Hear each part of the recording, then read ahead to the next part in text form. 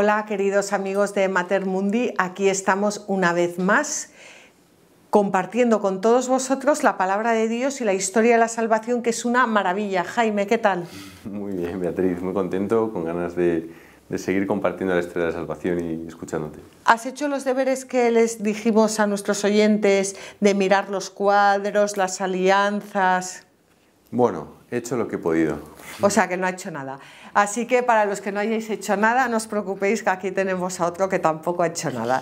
Pues vamos a por ello. Estamos en el capítulo 23 de este libro, Comprender las Escrituras, y el capítulo se titula Jesús cumple las promesas del Antiguo Testamento. Bueno, habíamos visto ya cómo ya Jesús había muerto, había resucitado, y este capítulo era muy importante porque una vez que Jesús muere y resucita, antes de continuar con otros capítulos, tenemos que ver cómo cumple realmente todas las promesas del Antiguo Testamento. Toda la ley y los profetas hablan de Cristo. Jesús lleva a plenitud todo, lo lleva absolutamente a plenitud. Para entendernos, bueno, a ver si yo me logro hacer entender. La ley habla a ese hombre carnal que todavía no ha recibido la gracia del Señor. Entonces Jesucristo no es que venga y diga la ley ya no cuenta, la ley sí cuenta, porque la ley te dice que no mates, que no robes, y efectivamente pues es que ni hay que matar ni hay que robar. Pero lo que hace Jesucristo es que a todo eso le da plenitud, es decir, pasa la ley al corazón. Y eso es a lo que estamos llamados todos los cristianos. No solo a conocer con la cabeza, sino a vivir la palabra. No solo a conocer la palabra, sino a vivirla. Porque si vivimos la palabra y si rezamos con la palabra, es cuando realmente ese encuentro con Jesucristo resucitado se hace vida. Jaime, ¿me explico? Sí, la verdad es que me ha ayudado, porque esa parte que has dicho, ¿no?, de que no ha venido a abolir, sino a dar plenitud a la ley, pues no se termina de entender muy bien. Parece como que Cristo viene a terminar con todo, ¿no? Y es verdad que lo que ha hecho ha sido darle plenitud. Sí, que muchas veces conocemos con la cabeza, ¿no?, y sabemos que hay que amar al prójimo, pero luego vemos al prójimo y nos damos la vuelta. Entonces, que no es solo conocer la ley, sino llevarla al corazón y vivirla. Bueno, eso es darle plenitud. Bueno, pues en el programa pasado vimos ya cómo Jesús lleva a cumplimiento la alianza con Adán, y hoy vamos a comenzar con la alianza con Noé. Los primeros cristianos tuvieron siempre presente la relación entre el bautismo y el diluvio. Y esto también hay que entenderlo porque, bueno, yo muchas veces, lo que pasa es que ya me da vergüenza decirlo tanto, pero hoy lo voy a volver a hacer, es que os animo, si tenéis tiempo y si podéis, que escuchéis los programas de Radio María, porque en los programas de Radio María se explica, los de la Tierra Prometida, que ahora estáis viendo en pantalla, el link para llegar a ellos, se explica perfectamente todo lo que la Biblia nos cuenta sobre Noé, sobre el diluvio, y es precioso ver cómo los padres de la Iglesia ven en el diluvio el bautismo, etcétera, etcétera, etcétera.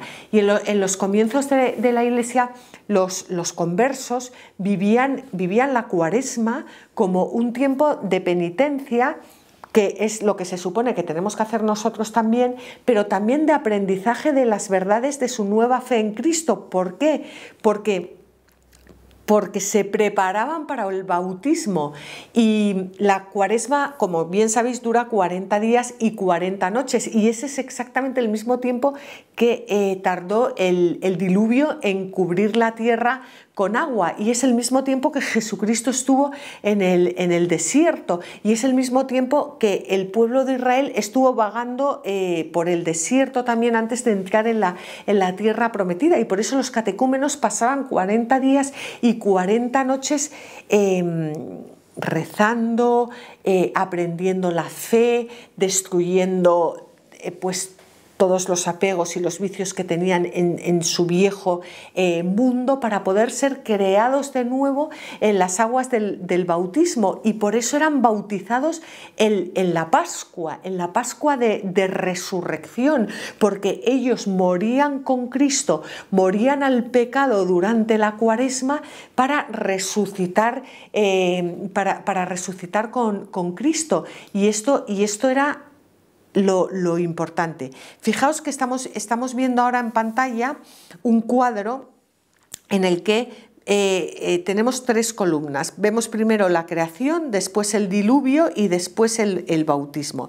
En la primera línea vemos en el diluvio que fueron 40 días y 40 noches de lluvia, pero 40 días y 40 noches de lluvia no para acabar con la tierra, no para fastidiar, sino para preparar para una nueva creación. Y en el bautismo, en nuestra nueva creación, pasamos 40 días y 40 noches de ayuno y penitencia como preparación para nuestra nueva creación. En la segunda línea vemos cómo la creación comienza con agua. Comienza con el agua, comienza con nada y comienza con el agua. En el diluvio la creación comienza con nada, tan solo con agua. En el bautismo nuestra creación comienza con nada, tan solo con agua. Es impresionante, es que tenemos que recuperar los símbolos. En la creación el Espíritu de Dios se cernía sobre las aguas. En el diluvio el Espíritu de Dios se cernía sobre las aguas. En el bautismo el Espíritu de Dios viene a nosotros por el agua.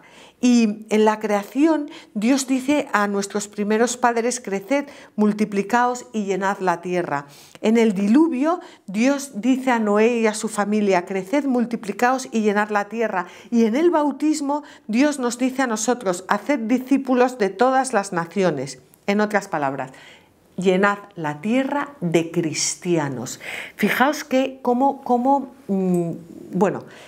pues eso, cómo se lleva todo a plenitud. Entonces tenemos la primera alianza con Adán, la segunda alianza con Noé, y ahora vamos a ver cómo Jesús lleva a cumplimiento la alianza con Abraham. Bueno, pues cuando Jesús llama a Abraham, Jesús le dice lo siguiente: vete de tu tierra y de tu patria, y de casa de tu padre, a la tierra que yo te mostraré. De ti haré un gran pueblo, te bendeciré y engrandeceré tu nombre, que servirá de bendición. Bendeciré a quienes te bendigan, y maldeciré a quienes te maldigan. En ti serán bendecidos todos los pueblos de la tierra. Bueno, pues Dios le pide a Abraham que se vaya de su tierra, de su patria y de la casa de su padre. ¿Qué es lo que nos pide a cada uno de nosotros? Que salgamos de nuestros vicios, de nuestros pecados, de la casa del padre de este mundo, que salgamos hacia a cumplir nuestra vocación, nuestra misión, a lo que Él nos mostrará. Y Dios prometió a Abraham que todos los pueblos de la tierra serían bendecidos, y esta promesa se cumple en Cristo. Por supuesto, una parte de la promesa de Abraham se cumple ya en el Antiguo Testamento, porque los descendientes de Abraham se convierten en una gran nación. Pero la promesa de Abraham, la promesa de Dios a Abraham, la promesa de bendición universal, fue muchísimo más allá de la nación de Israel. Todos los pueblos de la tierra serían bendecidos en Abraham. Todos los pueblos de la tierra serían bendecidos en la descendencia de Abraham. Todos los pueblos de la tierra serían bendecidos en Jesucristo con su muerte y con su resurrección. Ahí se cumple esa promesa de liberar a todas las personas de todas las naciones de las ataduras del pecado. Jesús lleva también a cumplimiento su alianza con Moisés. Su alianza con Moisés. El Señor tu Dios suscitará de ti entre tus hermanos un profeta como yo. Esto le dice Moisés a los suyos en el desierto, pero llegamos al final del libro del Deuteronomio y aquí no ha aparecido ningún profeta como Moisés. De hecho, dice el libro del Deuteronomio, no ha vuelto a surgir en Israel un profeta como Moisés, a quien el Señor trataba cara a cara. Bueno, vamos a volver ahora con el cuadro de Moisés. El cuadro lo tenéis en pantalla y vamos a comentarlo. Jesús es el nuevo Moisés. Moisés, lo estáis viendo, nace en la casa del faraón. El faraón era el rey de Egipto. Jesús nace en el reinado de Herodes. Moisés escapa cuando el faraón ordena la matanza de todos los niños varones de los hebreos. Jesús escapa cuando Herodes ordena la matanza de todos los niños varones de Belén. Moisés es exiliado a Moria antes de su ministerio y Jesús a Egipto antes de su ministerio. Moisés atraviesa las aguas del Mar Rojo. Jesús atraviesa las del Jordán en el bautismo. Moisés es probado en el desierto 40 años, igual que Jesús. Y Moisés ayuna durante 40 días y 40 noches en el Sinaí, igual que lo hizo Jesús en el desierto. El primer signo de Moisés es transformar el agua en sangre, el de Jesús el agua en vino y más tarde el vino en sangre. Moisés trae la ley desde lo alto de un monte, Jesús enseña la ley en un monte. Moisés dio a Israel maná y agua en el desierto. Jesús da a todas las personas la verdadera comida celestial y bebida espiritual. Moisés libera a Israel de la esclavitud de Egipto. Jesús libera a todas las personas de la esclavitud del pecado y de la muerte. Bueno, ¿y qué es lo más importante que hizo Moisés? Sacar a su pueblo de la esclavitud de Egipto, sí, pero con un motivo, para celebrar la Pascua. Y Jesús nos libra de la esclavitud del pecado para celebrar la Pascua.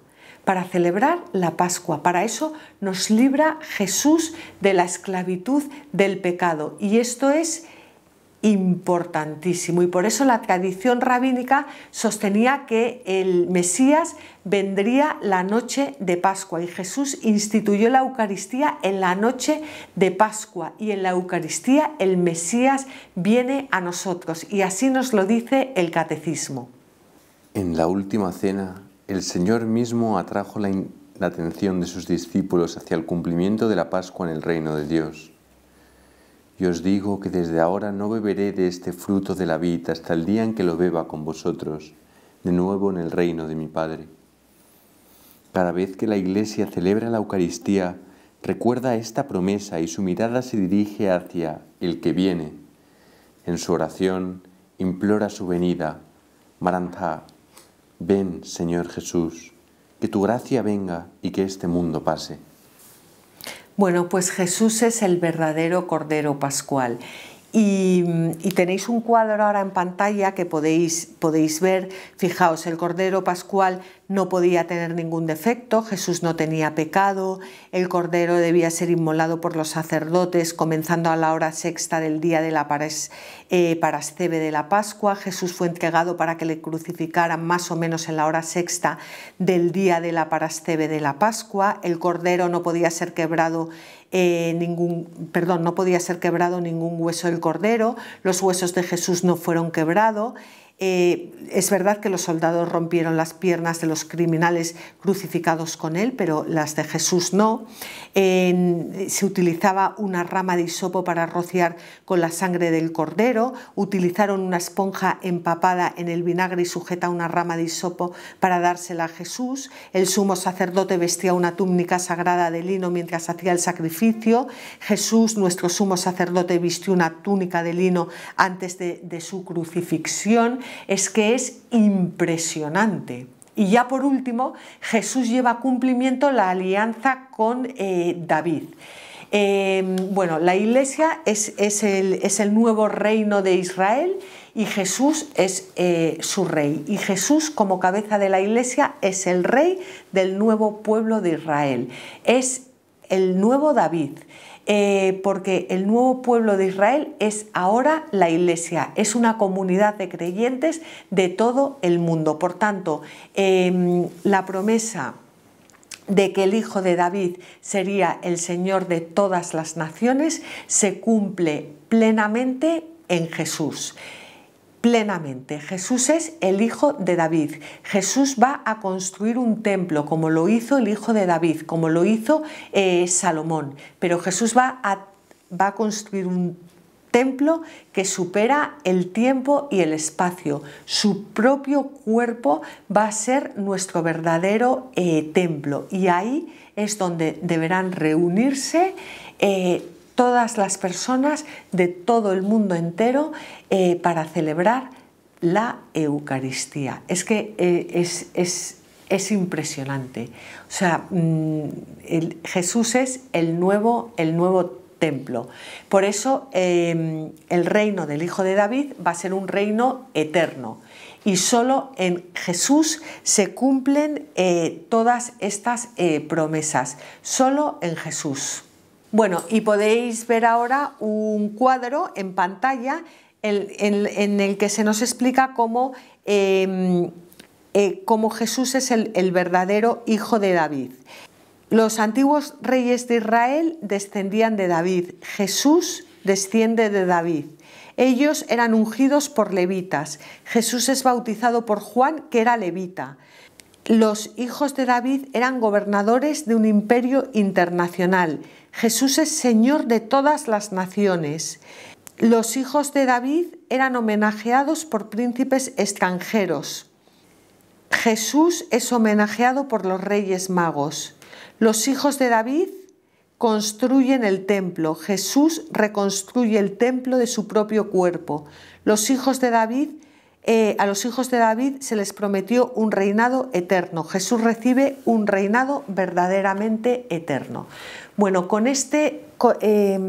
aquí terminamos el capítulo 23. Yo no sé si me he expresado muy bien, pero este capítulo es importantísimo para entender de verdad que todo el Antiguo Testamento se cumple en Cristo, que todas las alianzas que Dios fue haciendo con su pueblo a lo largo del Antiguo Testamento se cumplen en la alianza de Cristo con los hombres, se cumplen con la muerte y resurrección de nuestro Señor Jesucristo. Así que yo os invito a que lo paséis de la cabeza al corazón, a que lo recéis y a que lo estudiéis. Jaime, ¿quieres decirnos algo? Bueno, me ha parecido muy interesantísimas las comparaciones, me han encantado.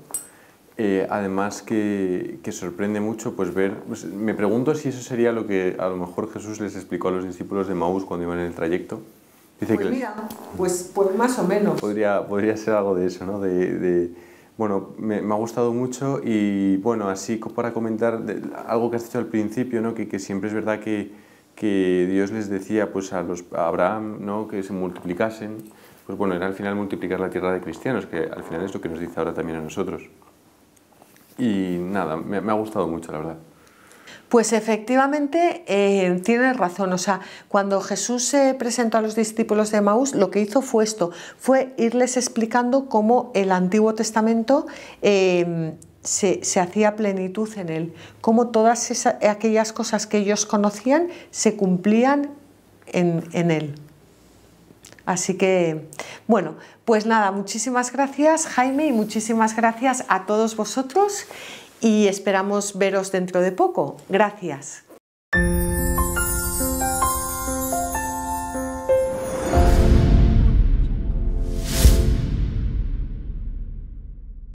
Mater Mundi no es una asociación, Mater Mundi es una familia que se dedica a compartir el Evangelio y las maravillas que Dios ha hecho en la vida de tanta gente.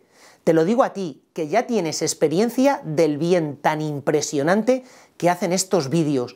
cuántas historias de sanación interior, cuántas historias de conversión, cuántas veces tú te has sentido más cerca de Dios gracias a este material que está llegando a tu casa. Por eso te pedimos que nos ayudes a seguir realizando esta tarea de llevar el Evangelio. Aquí abajo aparecen todos los datos a través de los cuales tú puedes seguir colaborando económicamente para que tantos voluntarios de esta asociación, de esta familia de Mater Mundi, puedan seguir trabajando y llevando su Evangelio a todos los rincones. Muchísimas gracias por colaborar con nosotros.